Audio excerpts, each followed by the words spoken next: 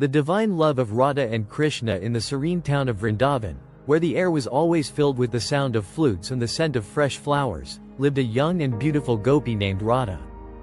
Her beauty was unparalleled, but what truly made her special was her pure devotion and love for Krishna, the playful and enchanting god who roamed the forests with his flute. Radha and Krishna's love was not the love of the material world.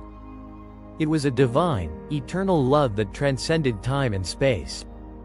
From the moment Krishna first played his flute, Radha's heart was captivated.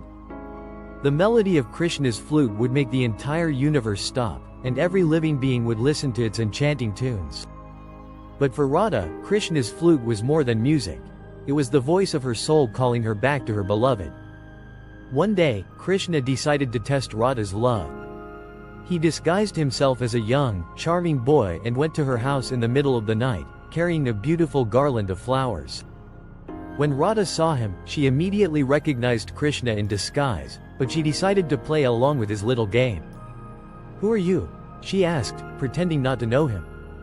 "I am just a simple boy looking for a lovely flower to give to the goddess of love," Krishna replied with a playful smile. Radha, knowing full well who he was, told him, "If you want a flower for the goddess, you must first find me one. Only then can I give you what you seek."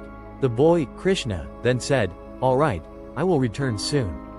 He left, and Radha waited with a heart full of longing, knowing Krishna would return. Hours passed, and the night seemed endless. But Radha, full of love and devotion, did not move from her spot, her mind only on Krishna. As dawn began to break, Krishna appeared with a garland, this time not as a boy, but in his true divine form. He looked at Radha with a look of deep love, knowing how devoted she was to him. He told her, "Radha, your love is unmatched. You have waited through the entire night, without moving an inch, with your heart solely on me. This is why your love for me is greater than anyone else's."